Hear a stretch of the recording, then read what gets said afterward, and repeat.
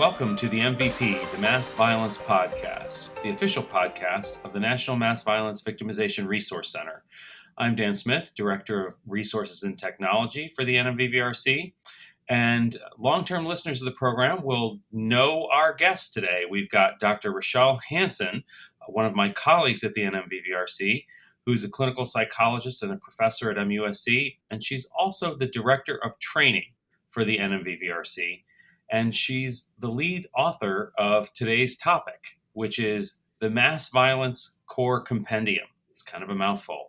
Welcome, Dr. Hansen. Thank you. It's a pleasure to be back, Dan. And it is a pleasure to talk to you as usual. So, Rochelle, one of the fundamental principles of our center is that mass violence is different from other kinds of crime and other kinds of large events that affect communities and cities and so forth. And it's even different from other kinds of trauma. Sort of our reason for existing is that we think that specific knowledge about the effects of mass violence on how individuals and families and communities are affected by mass violence is essential in preparing for and responding to mass violence, which is kind of a mouthful, but that's sort of what our whole center is about. And one question that I had for you is, how do people, whether they're like us, mental health professionals, or folks who are victim service professionals, or even community leaders like mayors, police chiefs, and so forth, how do those folks learn about mass violence and mass violence victims? Yeah, I think that's a really good question. I mean, it could be really challenging because there isn't any kind of centralized place where someone could go and learn about mass violence specifically. So, in my experience, what happens is that many people may do searches on the web, and the problem with that is that there is a lot of information out there, and not all of it is especially accurate or even helpful. And I think a second issue related to that is, mass violence is not typically part of traditional training. I'll acknowledge that there are some mental health training programs that might provide training in trauma or traumatic stress, but that's rarely, if ever, specific to mass violence. Mm-hmm. Yeah, I don't think I ever learned a thing about mass violence in graduate school. No, nor did I. So I would say, kind of at the end of the day, people may just stumble upon information, kind of get lucky and hit the jackpot. Or maybe they decide they're going to spend a lot of time trying to figure out what kinds of training and resources are out there. But, the problem we have is there's no guarantee that what anybody finds is going to be evidence-based, or that it will reflect what we know are current best practices for helping people after a mass violence incident. Yeah, I worry that people, wait until a mass violence event happens in their community and then they run to the Google machine and start trying to find things. And you're right. Google will find you everything, sort of regardless of quality. So is that what the core compendium is, sort of a collection of evidence-based stuff? Tell us a little bit about what's in the core compendium. Sure. So basically, the core compendium, it's this compilation of resources that we found that were out there. So these are some existing resources, as well as some that were adapted to address mass violence specifically. And the idea here is that we want to help communities. And as you pointed out, we want to help them be able to prepare and not wait until a mass violence incident happens, and then have resources to be able to respond, and then importantly, to be able to recover after a mass violence event occurs.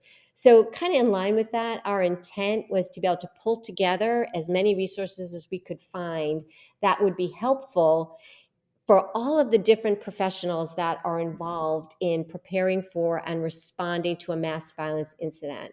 So the result of that was the compendium, which has 26 different modules Whoa. that go across the entire kind of the different phases of a mass violence incident, from preparation or readiness through response and recovery, all the way to resilience.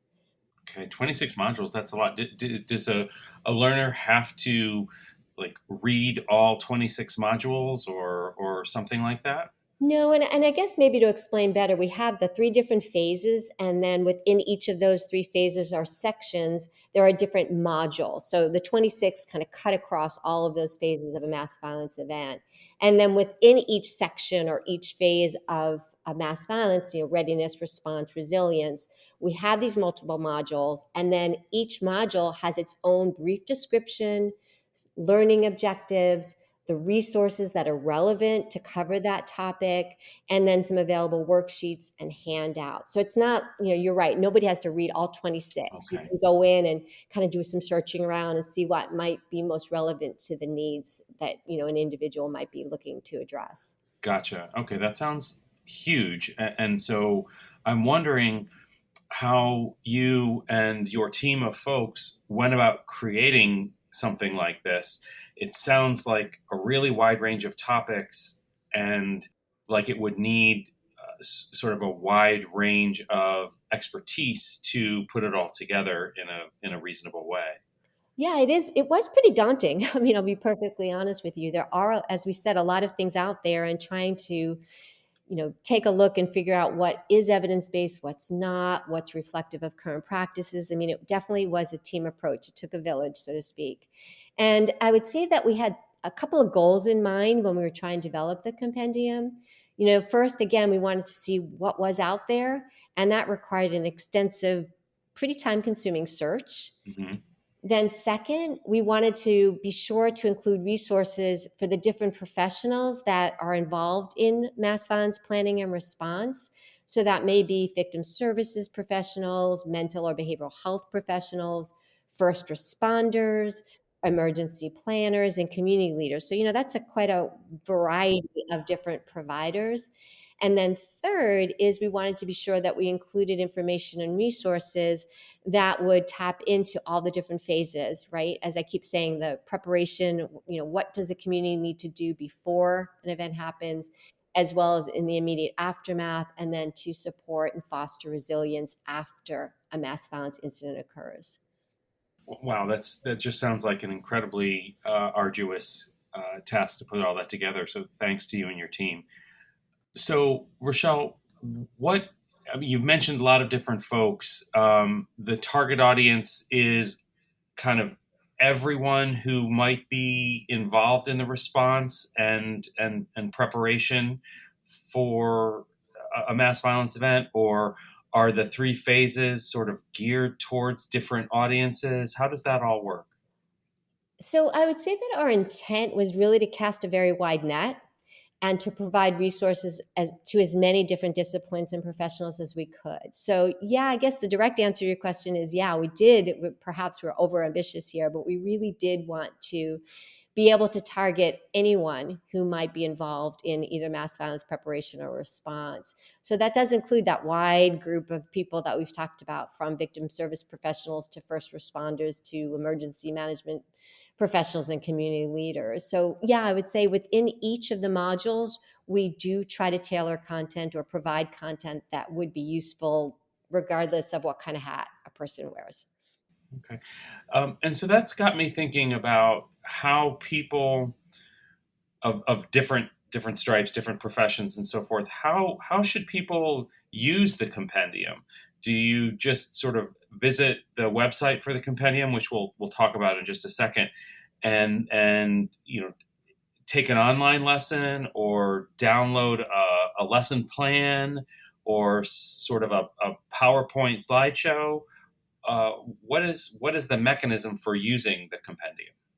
Yeah, that's a really good question, because I absolutely want to make sure that people understand that the compendium wasn't designed or intended to be kind of a standalone type course, right? So we're not saying you go on there and you just go through and at the end you get credits and you've completed a course on mass violence. That was never our intent.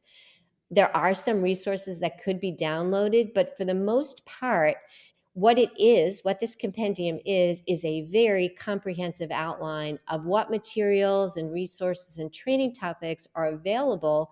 And then we really encourage people who are interested to contact us directly to learn more. So I am someone who's interested and wants to learn more, hypothetically. Um, what would I do to go about getting trained? Do I sort of email the center or email you directly and say, hey, Dr. Hansen, I want to get trained in community preparedness or a mental health intervention? What are the steps that someone would go through? So, what I would say first is yes, right? We provide some information in terms of who to contact, and you certainly can reach out to me, and I would be happy to talk with anyone who's interested. But the very first thing I would really encourage someone to do is to go ahead and take a look and search and see what kind of content is on there so we could at least narrow down what the focus or the interest is. And then we would provide consultation directly with whoever is reaching out to figure out, what is it that you are looking for? Is it something for yourself individually? Is it something for your community? Who are your potential target audiences? To try to tailor what your needs are so we could tailor training to meet those needs. And, I think another very important point about this is that we are very attuned and aware that individuals are going to learn and process information in very different ways. So that's going to be part of our consultation, right? We want to make sure that we use different training methods or styles or approaches so that we could reach a very diverse audience and that we pay attention to, the diversity of the people that might be participating in training. I was going to ask you about that because some of the previous podcasts we've done, we've talked about sort of the Atlanta shootings and how that affected primarily the AAPI community in and around Atlanta. And also, we had a podcast recently with Dr. Kalra about the shooting at the Sikh temple in Wisconsin. And, those are such different communities, and the kinds of steps that responders took to those varied quite a bit. Is that kind of variety, if you will, built into the compendium in some way, or is that the kind of tailoring that you were talking about? Exactly. One size doesn't fit all. And that's why we decided not to just put a standalone curriculum that someone would just download. That's why we think it's so important to do consultation and learn more about what a community is looking for and who that potential audience is going to be so that we can tailor training to meet diverse needs. And I think because of our expertise as a National Mass Violence Resource Center, we really are very aware that a traumatic event like mass violence and problems or symptoms that can arise from that they impact individuals in very different ways, as you just pointed out, right? Mhm. And so, we also know that experiences like that impact the way people learn and in the ability to absorb information. And so, given all of that together, we try to be sensitive to diversity of our audience and then create a very individualized, positive training and learning experience. Sounds great. And since as we're recording this, we seem to be kind of on our way out of the pandemic a little bit. Knock wood. Um, what what would that training that people would get look like? Would it be virtual or online training, in person, some combination of those? I would say my experience has been that people are still looking for options. And yes, a lot of people want to be back in person, and we can certainly offer some in person trainings. But others have found that remote or virtual training or webinars are still really helpful, or some hybrid between the two. So we've definitely had consultation requests with like, well, we would really prefer still to do virtual, or hey, a hybrid would be awesome, or maybe they want some kind of virtual training and then live Q&A or office hours. So there's a lot of different options that we could offer as a way to again tailor and meet the needs of different communities and professionals. Are the trainers that we're talking about, are they exclusively coming from our team in the NMVVRC, or would we reach out to experts in the field, or how would that work? Yeah, I think one of the benefits that we have with our expertise in our center is that, we definitely have expertise in doing behavioral health and mental health training. But we also recognize areas that perhaps we're not the leading expert. And so, one of the benefits of having a center like ours is that we have established relationships and collaborations with other experts that might be better suited depending on the topic or the audience.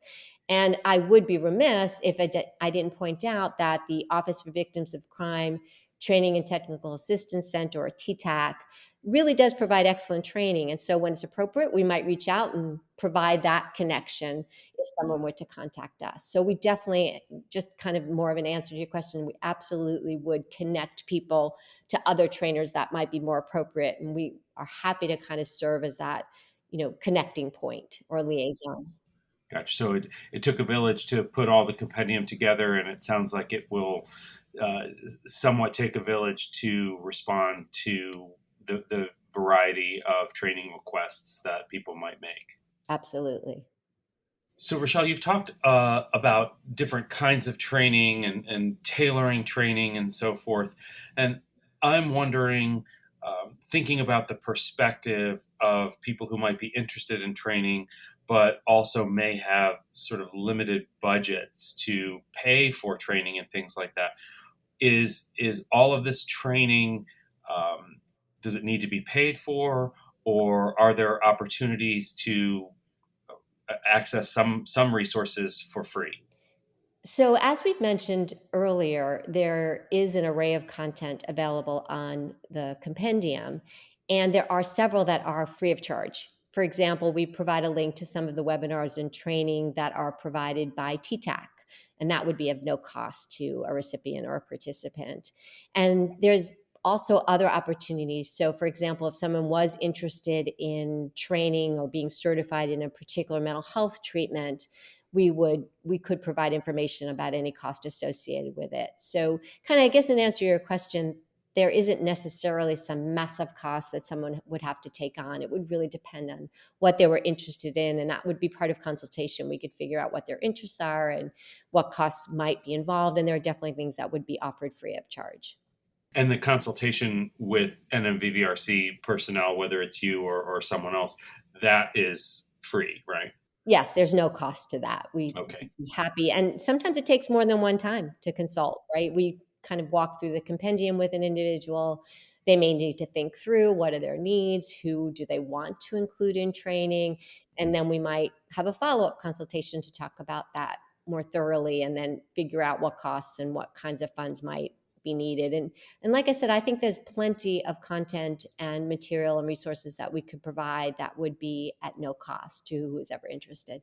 But it would depend. I don't want to, anybody to walk away and say, "Oh, we would just come and provide, hours of training at no cost." I mean, we don't have the capacity, but we definitely can work with individuals around that. Right. I mean, I don't think it's probably in the center's purview to offer up professionals from other organizations for free or something like that. No, I think we get in a lot of trouble for that. Yeah, absolutely. Okay. Okay. Well, Rochelle, how should people find out more about the compendium or access it online? Yeah, so easily they could go on our website, nmvvrc.org, and find it on the featured carousel, or you could also find it on the Learn drop down tab on the homepage. And again, I would absolutely encourage anyone who's interested to please take a look and feel free to contact us. We would be happy to talk with anyone.